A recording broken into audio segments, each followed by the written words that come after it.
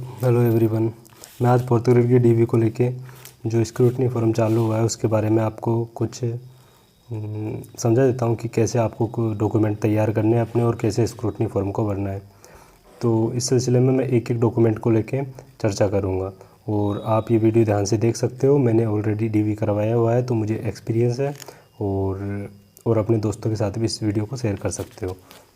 Document होने वाला है अपना चरित्र प्रमाण पत्र। चरित्र प्रमाण पत्र के बारे में मैं आपको बता देता हूँ कि ये एक सादे कागज़ पे बनेगा। जैसा प्रिंट आया है वैसे ही कागज़ पे आपको अपना नाम भर लेना है। जैसे मेरा नाम अजय कुमार सैनी है और मेरे पिताजी का नाम राम किस्माली है, तो ये भर लेना है। और आपका निवास स्थान के बारे में आपको भर लेनी है। और व्यक्तिगत रूप से आपको, जैसे आप चरित्र प्रमाण पत्र बनवाओगे तो ये आपको 2 चरित्र प्रमाण पत्र बनाने हैं। तो 2 बनाने हैं तो ऐसे ही आप डिटेल भर लेना। और यहाँ किसी भी जैसे फर्स्ट ग्रेड का टीचर हो तो उसकी कार्यालय की मोहर और उसके हस्ताक्षर करवा लेना तथा यहाँ पे उसके मोबाइल नंबर भी लिखवा लेना आप। तो ये हो जाएंगे आपके 2 सीसी। और एक सीसी होगा वो आपका, एक सीसी होगा वो अंतिम संस्थान का सीसी होगा जिसके बारे में अपन चर्चा कर लेंगे। दूसरा डॉक्यूमेंट आपका ये संतान संबंधी घोषणा पत्र होने वाला है। अविवाहित, जैसे विवाहित हो या अविवाहित हो आप, तो उसके लिए संतान संबंधी घोषणा पत्र दोनों को देना जरूरी है। जैसे मैंने भरा है, जैसे मैं अजय कुमार सैनी पुत्र राम केसमाली, और रोल नंबर तुम्हारे जो भी हो, जैसे रोल नंबर तुम्हारे कुछ भी हो तो वो रोल नंबर आप भर लेना, ठीक है। और इसमें जैसे 31 तक यदि आप अविवाहित हो अभी तक तो भी इसमें आपको 00 फिल करना है और ये डैशेड लाइन खींच देनी है और यहाँ पे आपको खुद के साइन करने हैं। और ठीक है, आपका नाम लिख देना है और पद ये होगा। और मेरे जैसे यहाँ पे किसी भी राजपत्रित अधिकारी जैसे फर्स्ट ग्रेड टीचर के ही आप साइन करवा लेना और उनसे दिनांक और मोहर लगवा लेना, ठीक है। तो दूसरा डॉक्यूमेंट आपका ये तैयार हो जाएगा। तीसरा डॉक्यूमेंट आपका, ये आपका तीसरा डॉक्यूमेंट होने वाला है सामान्य घोषणा पत्र। और इसके बारे में मैं बता देता हूँ आपको। ये 50 रुपये के स्टाम्प के आपको बनाना है और इसमें जो भी ये फॉर्मेट दिया हुआ है सेम फॉर्मेट में आपको लिखाना है, ठीक है। जैसे यही फॉर्मेट में आप उसमें लिखा लोगे और ये सब आपको अजय कुमार सैनी, ये सब अपने नाम वगैरह आपको उसमें मतलब जब आप लिखवाओगे तो ही उसको वहीं लिखवा देना। मतलब हाथ से लिखने की कोई ज़रूरत नहीं है। और जैसे यहाँ पे अपने रोल नंबर भर देना आप, फिर यहाँ पे एप्लीकेशन नंबर भर देना। एप्लीकेशन नंबर आप फॉर्म से ले सकते हो या रिजल्ट की PDF में भी आपके एप्लीकेशन नंबर दिए हुए हैं, ठीक है। दूसरी चीज़ ये ध्यान रखना है आपको कि ये सब कटा देना है आपको। जैसे आप गर्ल्स हो तो हुई हूँ लिखना है और बॉयज हो तो आपको हुआ हूँ लिखना है। और इसी प्रकार आगे आपको ध्यान रखना है चीज़ों का और सेम फॉर्मेट में आपको बनाते हुए ये लिख लेना है। और यहाँ पे आपको अपने हस्ताक्षर करने हैं और अपना नाम लिखना है। अपनी जिस तारीख को ये आप बना रहे हो उस तारीख को लिख देना और स्थान वगैरह लिख देना। यहाँ पे मोबाइल नंबर और ईमेल ID डाल देना, ठीक है। ये आपका तीसरा डॉक्यूमेंट रहेगा। को मैं आपको जो नोटरी डॉक्यूमेंट है वही आपको एक फ़ोटो लगा के दिखा देता हूँ आपको इसकी।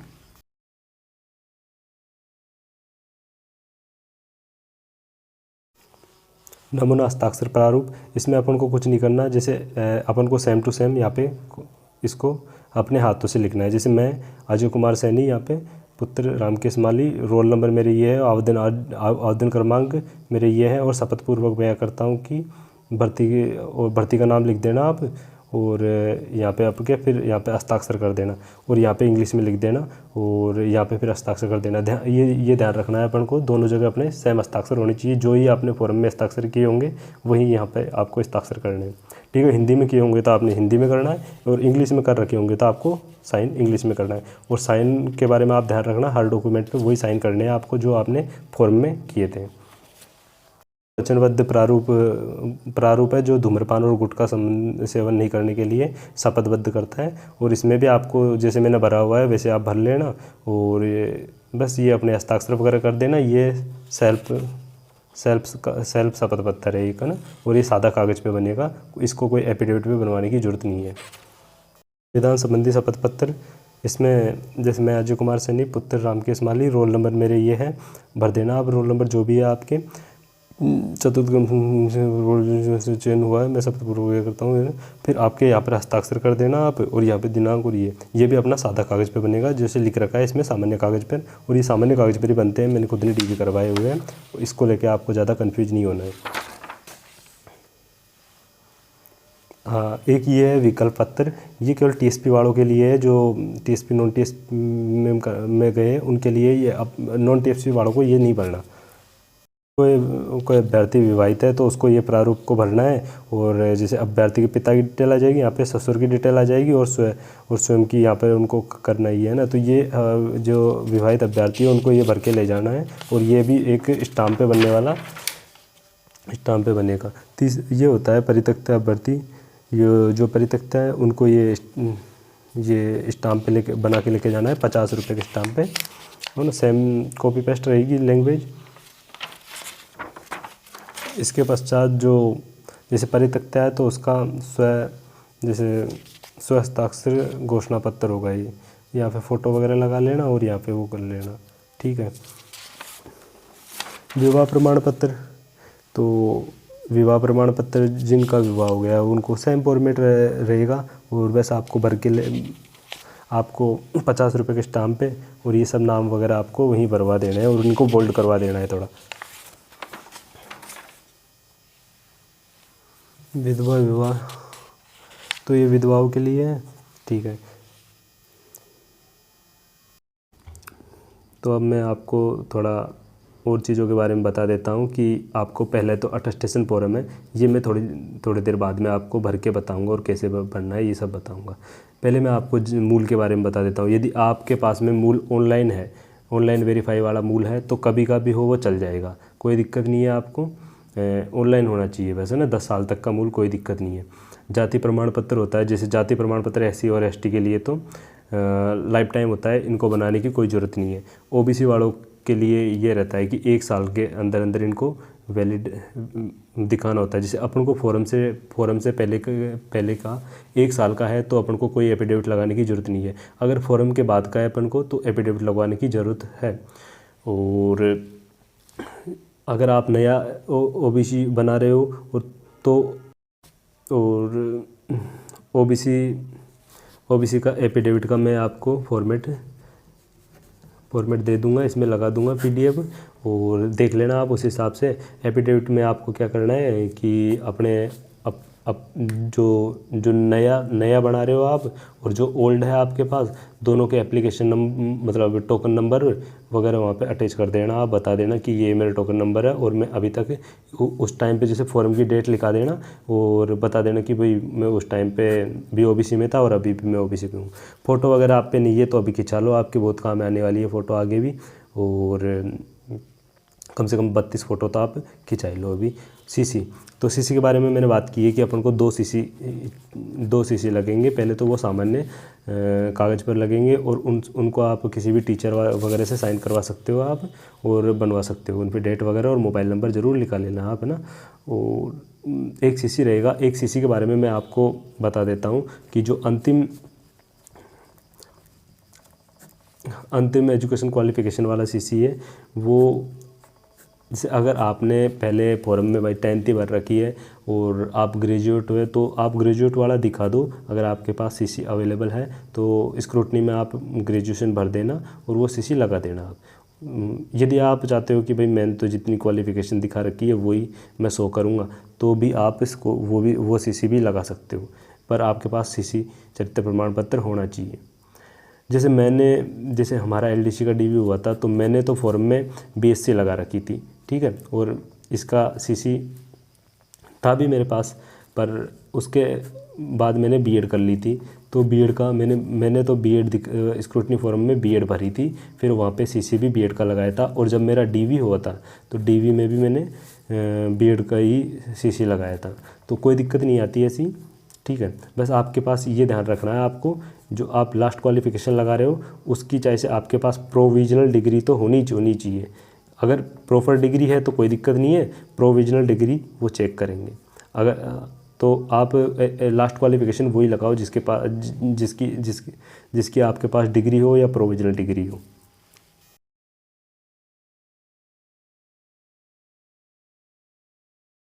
एफिडेविट के बारे में मैं यही बताना चाहूँगा कि जैसे आप मूल जाति का एफिडेविट ज़्यादातर मूल तो मेरे हिसाब से सबके पास होगा, तो उसका एफिडेविट बनवाने की कोई ज़रूरत नहीं है।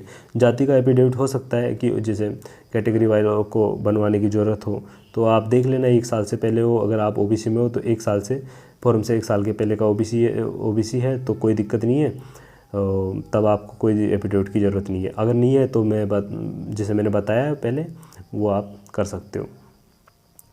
अब मैं आपको अटेस्टेशन फॉर्म के बारे में बता देता हूँ। अपना अटेस्टेशन फॉर्म होने वाला है। पहले तो आप यहाँ पे अपनी फ़ोटो लगा दोगे, फिर ठीक है, और फिर अपना जैसे नाम लिख दोगे, सरनेम में जैसे लास्ट नेम क्या है आपका वो लिख दोगे, और जैसे रोल नंबर क्या है, ये जैसे मेरे एलडीसी वाले रोल नंबर है तो इनको मैंने भरा हुआ है तो ये आप लगा दोगे, ठीक है। अब यहाँ पे आपका परमानेंट एड्रेस है, तो परमानेंट एड्रेस है तो हाउस नंबर वगैरह है तो लिख देना आप, नहीं तो जैसे मैंने जैसे अपना नाम और फादर का नाम डाल दिया तथा विलेज का नाम डाल दिया, और डिस्ट्रिक्ट कौन सा है और पिन कोड कौन सा है ये लिख दिया मैंने, है ना, ठीक है। और अब इसको खाली छोड़ देना आप, कोई दिक्कत नहीं है, और इसको भर दो, भर देना, नहीं तो कोई दिक्कत नहीं है, इसको खाली छोड़ देना आप, है ना, ये खाली रह जाएगा अपना। और फिर जैसे फादर्स डिटेल डाल देना यहाँ पे, जैसे नेम, जैसे मैंने डाल दिया नाम, और परमानेंट जो प्रेजेंट एड्रेस है वो डाल दिया। परमानेंट एड्रेस में भी जैसे आपका यही है तो वापस इसी को लिख देना आप, है ना, मेरी तरह डैश डैश मत करना आप, ठीक है। प्रोफेशन, जैसे प्रोफेशन क्या है आपके फादर की, गवर्नमेंट जॉब है तो आप लिख देना गवर्नमेंट जॉब है, तो उनका एड्रेस डेजिग्नेशन सब यहाँ पे आएगा। और नहीं है आपके फादर वगैरह की गवर्नमेंट जॉब तो NA लिख देना, नॉट एप्लीकेबल, ठीक है। फिर आपको इसके बाद आपको फादर, मदर, हस्बैंड ये दिए इंडियन, ठीक है, तो इन पे टिक लगा देना आप। और आप जैसे शादीशुदा हो तो एप्लीकेबल में यस टिक कर देना, शादीशुदा नहीं हो आप तो फिर NA आएगा दोनों जगह, ठीक है। फिर यहाँ भी अगर शादीशुदा नहीं हो तो NA आएगा। जैसे ये अविवाहित के हिसाब से बनाया हुआ है मैंने, ये यहाँ से या तो अविवाहित के हिसाब से लिखा हुआ है, ठीक है। और जैसे मेरी DOB आ जाएगी, जैसे अपनी DOB आ जाएगी, जैसे मेरी DOB 22 मई 2000 है तो वो DOB आ जाएगी, ठीक है। और ये जैसे दूसरी में ये कौन सी एज मांग रहा है, ये जो अपन ने फॉर्म भरा था उस टाइम पे एडवर्टाइज की डेट मांग रहा है, तो ये वाली आपको एज कहाँ से भरनी है, ये आपको फॉर्म में ही दी होगी, जो आपको मैं एक यहाँ पे स्क्रीनशॉट लगा के आपको दिखा दूँगा, है ना। बाद में आपको 10वीं के समय आपकी क्या एज थी वो निकालनी है। तो 10वीं के समय आपकी एज तो आप कैलकुलेट कर लेना, जैसे 10वीं का रिज़ल्ट कब जारी हुआ था, जैसे ये रिज़ल्ट जारी हुआ है, ठीक है। और यहाँ पे अपनी क्या बोलते हैं 10वीं पास की थी वो डेट आ जाएगी, फिर इनको घटा लेना या कैलकुलेटर से आप कैसे भी करके आप निकाल लेना इनको, वही आपको भर देना है यहाँ पे। फिर या आप प्लेस भर देना, आपका जन्म कहाँ हुआ है, कौन से डिस्ट्रिक्ट में हुआ है, कौन से स्टेट में हुआ है, ये सब है ना। और स्टेट रिलीजन तो आपको जैसे भी है, हिंदू आप तो हिंदू भर देना यहाँ पे, और ये सब हो जाएगा, ठीक है। इसके बाद में ये थोड़ा एक क्वालिफिकेशन वाला एरिया आ जाता है, इसमें आपको कुछ नहीं करना। जैसे मैं एक आपको बता देता हूँ यहाँ पे, जैसे एड्रेस में आ जाएगा पहले तो स्कूल का नाम आ जाएगा, ठीक है। फिर विलेज में स्कूल कहाँ पे लोकेटेड है वहाँ पे आ जाएगा, और डिस्ट्रिक्ट में आपको जैसे मैं दौसा का हूँ तो दौसा आ जाएगा, और जैसे मेरा विलेज है तो लालसोट है तो लालसोट के मैंने पिन कोड जैसे 303503 यहाँ पे भर दूँगा मैं।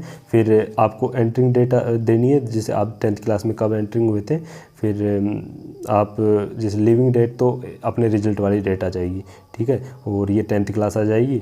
इसी प्रकार आपको 12th BSc, और जैसे मैंने B.Ed की भरी तो उस टाइम पे तो B.Ed भर देनी है, ये डेट तो आपको मिल जाएगी, लेकिन ये डेट सामान्यतः मिलती नहीं है, तो आपको एक IDA से भर देनी है, ज़्यादा दिक्कत वाली बात नहीं है, मैंने खुद ने भरा है, और मैं वो आगे जो मैंने भरा था उस टाइम पर वो फॉर्मेट भी मैं यहाँ पर दिखा दूँगा, और वो यहाँ पर एक बार शो कर दूँगा।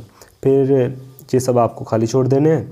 और जैसे ये एक तरीके से 2 रेस्पॉन्सिबल गवाह वगैरह है, जैसे आपने जो भी देना चाहते हो जिनका भी नाम वो लिख देना, आप अपने हाथों से लिख देना, कोई दिक्कत नहीं है। और मोबाइल नंबर वगैरह लिखने की ज़रूरत नहीं है, लिखो तो लिख देना आप, है ना, जिसे भी आपको उचित लगे वो कर देना। ऐसे कोई दिक्कत नहीं है कि भाई अपना बाद में पुलिस वेरिफिकेशन होगा तो ये काम में आएंगे, ये सब मतलब बोलते हैं कि अटेस्टेशन फॉर्म से ही होता है, लेकिन कोई दिक्कत नहीं है, आप जो भी भरना चाहो भर देना। अभी 2 गवाहों के यहाँ पे नाम दे देना, और उनके मोबाइल नंबर भी लिखना चाहो तो लिख देना। फिर यहाँ पे कैंडिडेट के हस्ताक्षर हो जाएंगे, जिसमें मेरे स्वयं के हस्ताक्षर हो जाएंगे यहाँ पे, ठीक है। या डेट आ जाएगी और यहाँ प्लेस आ जाएगा। फिर फिर उसके बाद में ये मैं भर ही दूंगा। और ये ध्यान रखना अटेस्टेशन फॉर्म अपन को पूरा इंग्लिश में भरना है, और यदि अपने साइन हिंदी में है तो हिंदी में ही करने हैं अपन को साइन, ठीक है। और ये भी किसी भी जैसे वो राजपत्रित जो भी गजेटेड है उससे ये अपन को साइन और मोहर करवा लेना है यहाँ पे। और एक चीज़ का आप पर्सनली ध्यान रखना कि आप जिस फ़ोटो लगवाओ तो उस फ़ोटो पे भी अपने को साइन और मोहर दोनों करवानी है, ठीक है। ये अटेस्टेशन फॉर्म हो गया, ये बहुत ज़रूरी है और इसको निकला के आपको बनाना ज़रूरी है। और एक ही अटेस्टेशन फॉर्म जो अपन स्क्रूटनी भर देंगे ना, उसके बाद में यही अटेस्टेशन फॉर्म निकलेगा, है ना। तो उसको भी अपन को बाद में करवाना है, लेकिन वो बाद का काम है। तो मैं केवल अभी आपको डॉक्यूमेंट कैसे तैयार करने हैं वो बता रहा हूँ। एक बार शॉर्ट टर्म के लिए बता देता हूँ। जैसे आप अविवाहित हो तो आपके 2 स्टाम्प बन रहे हैं 50 रुपये के, एक तो अविवाहित वाला बन रहा है और एक सामान्य घोषणा पत्र बन रहा है। और ये जैसे संविधान हो गया, धूम्रपान वाला हो गया, संतान वाला हो गया, हस्तलिखित वाला हो गया, ये सब सादा कागज़ पे बनेंगे। और सीसी भी जो अपने 2 सीसी है वो भी सादा कागज़ पे बनेंगे। और एक सीसी है वो कॉलेज का अंतिम संस्थान का से आप प्राप्त कर ही लोगे। और ठीक है, आपको मैं स्क्रूटनी फॉर्म के बारे में ये बता देता हूँ कि अभी मैं आपको ये बता देता हूँ कि जैसे कोई किसी चीज़ में आपको डाउट है तो आप उनके करेक्शन के लिए एक एफिडेविट लगा सकते हो आप। और जैसे ऑफलाइन कुछ भी आपके पास में अपन को ऑफलाइन डीवी नहीं कराना, मतलब स्क्रूटनी फॉर्म ऑफलाइन किसी को भी नहीं भरना, अपन को पहले ही स्क्रूटनी फॉर्म ऑनलाइन ही फिल करना है सबको। और जैसे ही आप स्क्रूटनी फॉर्म फिल करने जाओगे, पहले अपनी 100 रुपये एंट्री फीस लगती है वहाँ पे, तो 100 रुपये आप जैसे ही टोकन कटाओगे फिर आप स्क्रूटनी फॉर्म भर पाओगे। और स्क्रूटनी फॉर्म भरते समय आपको यही ध्यान रखना है कि अपने रोल नंबर और सीरियल नंबर दोनों अलग अलग चीज़ें होती है, तो आपको ध्यान रखना है ये सब चीज़ें भरते हुए। और जैसे सही अपलोडिंग करनी है अपने 10th 12th आदि की, तो अगर कुछ अपन को तो सही करनी है जैसे। और 10th 12th की आपको बोथ साइड से अपलोडिंग कर देनी है। और जो ग्रेजुएशन की आपकी, जैसे आप ग्रेजुएशन लगा रहे हो तो तीनों मार्कशीट एक साथ अपलोड कर देना, और डिग्री लगा रहे हो तो डिग्री भी आप अपलोड कर देना। और ध्यान रखना आपको ये 2 बार स्क्रूटनी फॉर्म में अपलोड करने को देखने को मिलेगी, एक सर्टिफिकेट के रूप में, एक वो तो एक बार सीरियल नंबर बनने पड़ेगा, एक बार रोल नंबर बनना पड़ेगा, वहाँ पे ऑप्शन दिया होगा। और अगर आप डिटेल वीडियो इसके बारे में चाहते हो स्क्रूटनी फॉर्म कैसे बनना है क्या करना है, तो मैं आपको इसके बारे में वीडियो बनाकर बता दूंगा। बस आपको इस वीडियो पे पहले तो कमेंट करना है, अपने कोई भी डाउट हो तो कमेंट करो और मैं आपके डाउट को देखूंगा। और यदि अभी भी आपको इस वीडियो में डाउट है तो आप कमेंट करके बता सकते हो, मैं जल्दी वीडियो बना दूंगा। और अगर आप चाहते हो स्क्रूटनी फॉर्म के बारे में वीडियो बनाऊं तो स्क्रूटनी फॉर्म के बारे में भी मैं वीडियो बना दूंगा। और आगे जो भी डीवी रिलेटेड जानकारी रहेगी वो मैं आपके साथ में साझा कर दूंगा। अभी आप ये जो भी आपके दस्तावेज है उनको आप तैयार करवा लो और भर देना। आप 1-2 दिन का वेट करके आराम से स्क्रूटनी फॉर्म भर देना। तो आप सभी को बेस्ट ऑफ लक और बेस्ट विशेज मेरी तरफ से। ठीक है, यदि कोई डाउट हो आपको तो आप कमेंट करना।